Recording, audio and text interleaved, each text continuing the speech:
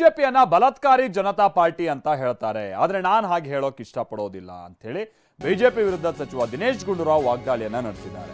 ಬಲಾತ್ಕಾರಿ Janata party ಅಂತ ಅವ್ರು ಯಾಕೆ ಹೇಳ್ತಾ ಇದ್ದಾರೆ ಅಂತ ಅಂದ್ರೆ ಅವ್ರು ಹೇಳ್ತಾ ಇರೋ ಪ್ರಕಾರವಾಗಿ ಈ ಕುಸ್ತಿಪಟುಗಳ ಲೈಂಗಿಕ ದೌರ್ಜನ್ಯದ ವಿರುದ್ಧವಾಗಿ ಬಹಳ ಹೋರಾಟ ನಡೆದಿತ್ತು. ವಿನೇಶ್ ಫೋಗಟ್, ಸಾಕ್ಷಿ ಮಲ್ಲಿಕ್ ಇವ್ರುಗಳ ಮೇಲೆಲ್ಲ ದಾಳಿ ಆಗಿತ್ತು.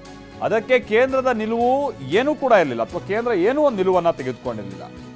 ಹಾಗಾಗಿ ಅವರನ್ನ ಬಲಾತ್ಕಾರಿ ಜನತಾ ಪಾರ್ಟಿ ಅಂತ ಹೇಳ್ತಾ ಇದ್ರು ಅಂತ ದಿನೇಶ್ ಗುಂಡೂರಾವ್ ವಾಗ್ದಾಳಿಯನ್ನ ನಡೆಸಿದ್ದಾರೆ.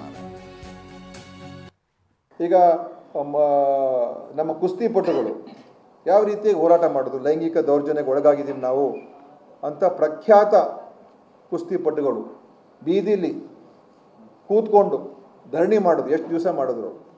ಏನಾದರೂ ಇವರು ಅವ್ರ ವಿಚಾರ ಸಹಾನುಭೂತಿ ವ್ಯಕ್ತಪಡಿಸಿದ್ರ?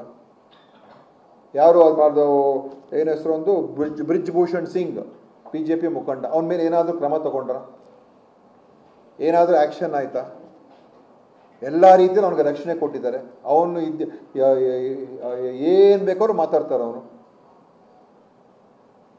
ಸೊ